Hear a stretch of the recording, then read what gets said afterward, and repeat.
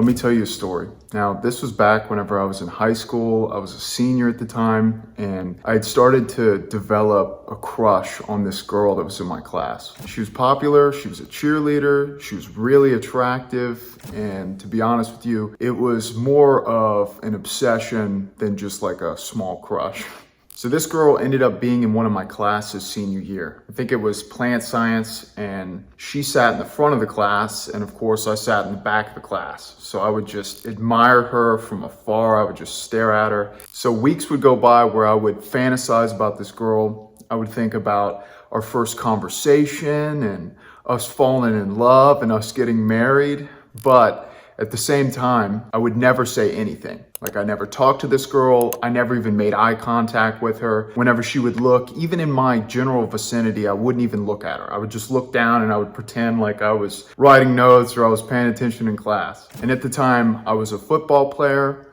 And towards the middle of the season, we had a homecoming game. And each year, a football player and one of the girls that was on the homecoming court, like one of the girls that got voted onto that court, would be paired up together. And they would spend the whole week together, like preparing, getting stuff together, taking pictures, all for the homecoming court and like the plans, the festivities for that week. And you're never gonna guess who I end up getting paired up with. It's the girl that I spent the last 5 months obsessing over. So whenever I'm reading through the document that says that me and this girl are paired up together, obviously I'm shocked, but also I'm excited. Maybe I'm gonna be able to meet this girl and potentially like that whole fantasy that I've been playing out in my mind for the last 5 months could come true, right?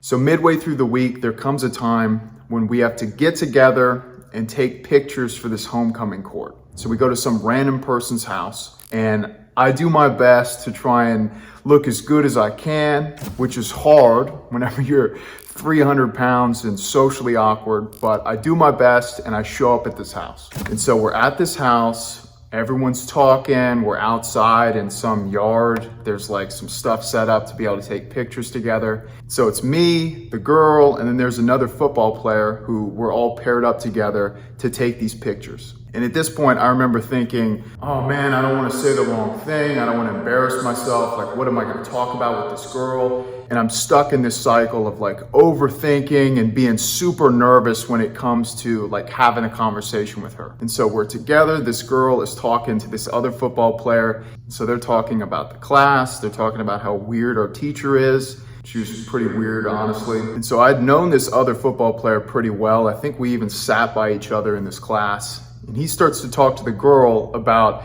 how smart I am and how prepared I am and like the secret study materials that I've been using that I've been sharing with him. And I have this like underground Quizlet that I've made, that I've put everything together that I was studying that I'd given him. And so he's telling her about this. And that girl looks at me, she says, "What are you studying for the test?" Now keep in mind, I've spent the last 5 months obsessing over this girl, staring at her from the back of the class, thinking about our first interaction, what it's gonna be like, how we're gonna fall in love and how we're gonna get married one day. And so when she looks at me and asks me this question, my whole brain just turns off. Like all of the thoughts that were in my head are gone, and I start to completely stutter and stumble over my words. This is what comes out of my mouth. I have this Quizlet, and yeah, I mean, if you want, I can send it to you. And I'll never forget like the look of confusion, and like I could just tell she looked at me like I was some super socially awkward like incel guy. And I just remember her kind of taking a step back and being like, "Thanks, man. Like, sure, you can send it to me." And that was our only interaction for the entire week. And I know what you're probably thinking, what a loser, right? You couldn't even complete a sentence. What's wrong with you, man? And I'm gonna tell you exactly what was wrong with me. A, I was 300 pounds. I was super obese, and obviously that weighs a lot on your self-confidence, how you view yourself, and how you carry yourself as a man. B, I was addicted to pornography.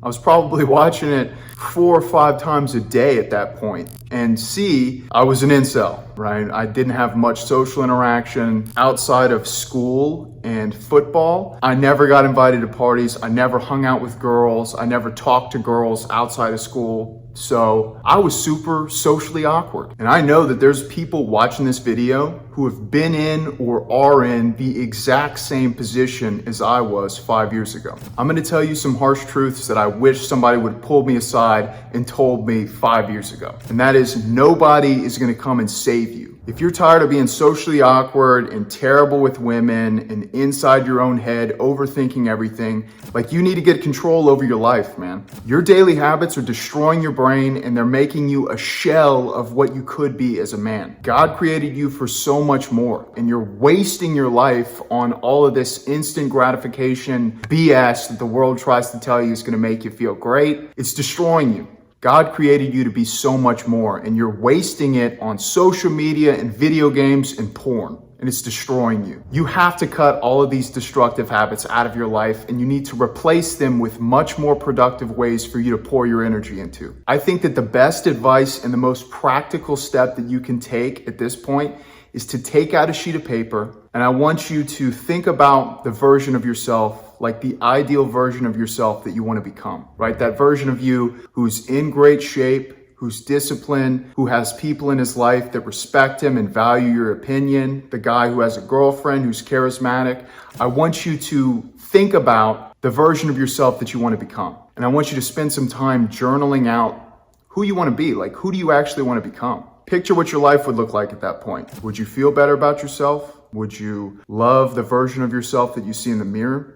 Do you feel like you'd be more confident? Would you have more friends? Would you have a girlfriend? Think about these things. Like, who would you actually be if you removed these bad habits from your life and made a change and developed yourself? And after journaling this version of yourself into existence, I want you to tear out that piece of paper, and I want you to take this piece of paper and I want you to put it up in your room on a wall so that you can see it every single day. And every single day, I want you to stare at this piece of paper. Whenever you wake up, I want you to look at this piece of paper. Whenever you go out of your room, I want you to look at this piece of paper. Whenever you come in from a long day of school or work or whatever, I want you to look at this piece of paper. And the more that you do this, the more that subconsciously you're gonna start to change your daily habits to actually become this version of yourself. And I want you to really focus on taking one step at a time. Like, don't overwhelm yourself. If you focus on, like, 2 years from now, like the version of yourself that you wanna be, you're gonna get overwhelmed, you're gonna second guess it, you're gonna overthink it. Focus on, like, the little daily habits that you need to change and you need to do every day, like the small things, so that you can set yourself up to be in that position. I really hope that you got some value out of this video today. I hope that you actually implement on some of the advice that I've given you. If you actually took out a piece of paper and you journaled that ideal version of yourself and the steps that you need to take, I want you to comment down below the word self-developed. What I'm gonna do is I'm gonna reach out to you, I'm gonna message you, and I'm gonna encourage you, because we need more guys that actually take action on the videos that they watch on YouTube. It really only takes a few changes for you to get an incredible transformation in your life, and I wish you the best on your self-improvement journey. If you enjoyed today's video, please drop a like and make sure to subscribe if you enjoy content like this.